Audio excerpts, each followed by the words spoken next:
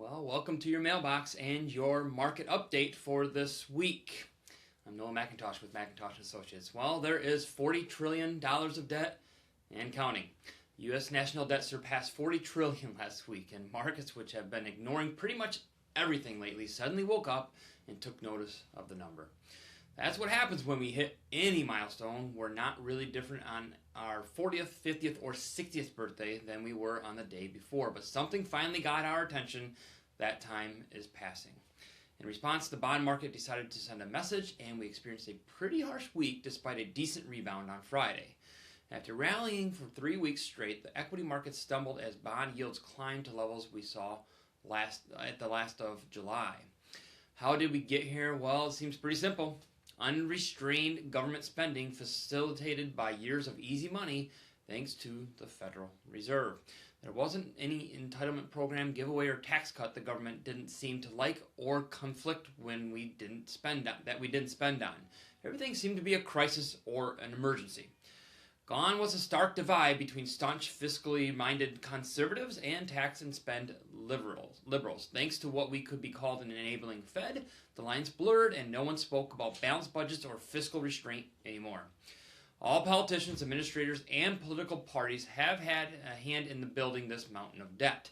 We haven't had a balanced budget since the late 1990s, and the share of national debt now stands around $116,000 per American as of Friday. That's every man, woman, and child, whether they're working or not. Talk about an affordability crisis. We can't afford our own government. On top of that, we have an Iran conflict that's still in flux as the Fed sits on its hands.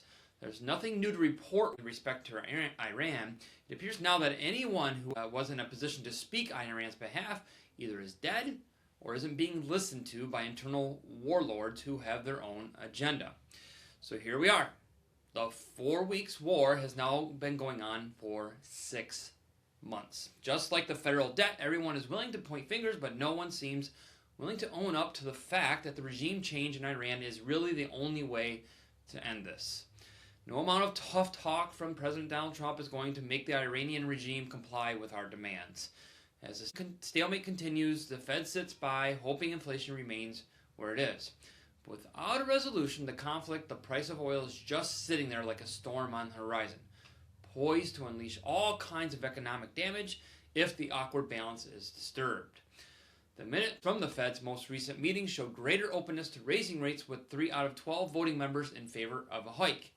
It seems like it's time for the Fed to consider this path. Raising rates to combat inflation caused by an oil spike wouldn't be beneficial, but it might cause the government to think twice before borrowing more and adding to our debt. That would be a positive.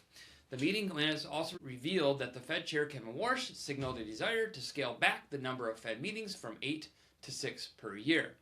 That move, coupled with less guidance, would really be a step backward.